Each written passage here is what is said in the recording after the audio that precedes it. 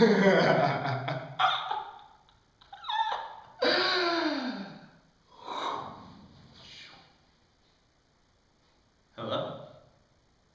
Welcome to my learning contract. Broadcasting today from the beautiful Council Hall at Earth Haven Eco Village in North Carolina. Today, I would like to tell you a story called The Clown Unmasked. Once upon a time, there was a clown born into a small village where everyone was a clown. And these clowns wore masks. Every day, every moment of their life, they wore their masks. They never took them off, not to take a shower, not to go to sleep, not even to have sex. They wore their masks in every moment from the day that they were born until the day that they died. Your first mask was made for you by your parents on the day that you were born, and every year your family would get together and make you a new mask until you were old enough to make them yourself. And then you would make your mask, starting with just basic clumsy ones and making more and more beautiful and detailed masks as you grew older. And this boy did this each year, making himself a new mask that he wore every day for that entire year, until he got to his 18th birthday. And on his 18th birthday, he made the mask that he would wear, as the custom went, for the rest of his life. Every day for the rest of his life. He took all the masks that he had made so far and he lined them up on a table. He studied their features and their styles, and he designed his new mask. He spent many hours bringing the pieces together and putting it together until it was finally finished. And he stood alone in his room with his new mask, turned away from the mirror on his door, in which he had never seen his face, and took off his old mask to put on the new one.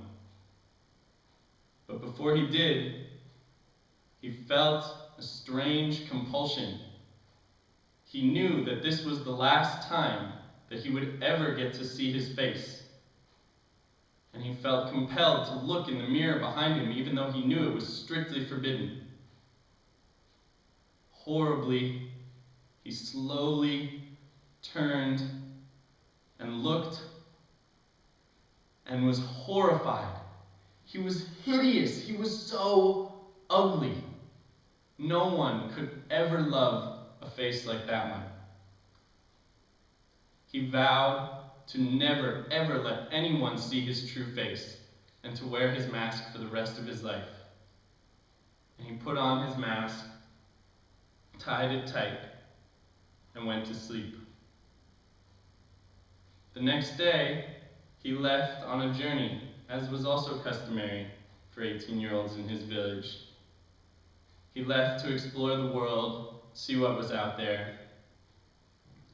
And as he was walking through the mountains, it started to rain. Really heavy rain, harder and harder, and he needed shelter. And he dived into a cave and fell asleep. And when he woke up, the entrance to the cave was blocked by a big shape. And he wasn't sure what it was, and he moved closer. And as he got closer, he heard a voice coming from the shape. It said, "Where are you going?" He said, I just came in because of the rain. I'm leaving. I need to go journey and then get back to my family. And the voice said, "No, this is my cave. You can never leave here." He said, but I need to leave." He said, "No, you will work for me." And he tried to leave. He tried to walk out of the cave, but his arms and his legs were stuck. He couldn't move. Unless he did what this man said, he couldn't move at all. And so, each day he worked for this man. He carried wood. He carried water. The man treated him kindly, treated him well, but he would not allow him to leave. He did this for an entire year, and at the end of the year, The man sat him down by the fire and asked him, "Would you like to leave?" He said, "Yes, I would love to leave. I need to get back to my family. They wonder where I am." He said, "All right, take off your mask." The boy thought about it. He knew that if he went back without his mask, everybody would hate him. Nobody would welcome him home. He would have no place to go. At least he would be safe here, working for this man. At least he was fed and warm here. And so he decided to stay. And he worked one more year, carrying wood, carrying water. And at the end of the year, the man asked again, "Would you like to leave? If you want to leave, take off your mask." Again, the boy decided that it wasn't worth it. There was nowhere for him to go. He horribly wanted to leave. He was getting terribly bored of this dank, wet cave. But he was too afraid. And so he kept his mask on and he stayed. At the end of the next year, the same thing happened. And this time, after 3 years of chopping wood and carrying water every single day and living in a cold, wet cave, the boy decided that being a recluse in the forest was better than this. At least he would be living his own life. What could it matter? If he took off his mask and went off into the forest and no one ever saw him, it would be fine. Slowly, he peeled the mask away from the places where it had stuck to his face and took it off. And as soon as it was off his face, the old man grabbed it and threw it into the fire and disappeared. And now he was free. He didn't have his mask, and he knew that he could never go back to the village where he had grown up. But at least he was free. And he went off on his own into the forest, and he learned how to live in the forest as the animals did.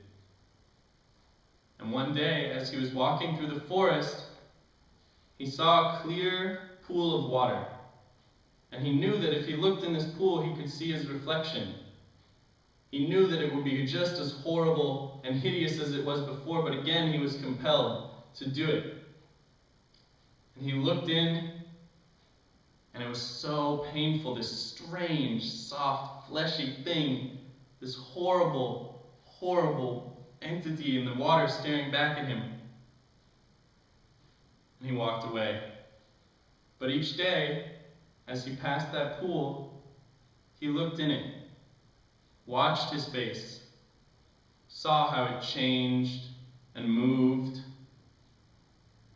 and slowly, very slowly, he came to see how his face reflected what he felt inside. And as he looked into the water and felt the feelings in his heart and saw the expressions on his face, he slowly came to love that face, and through it, to love the feelings in his heart.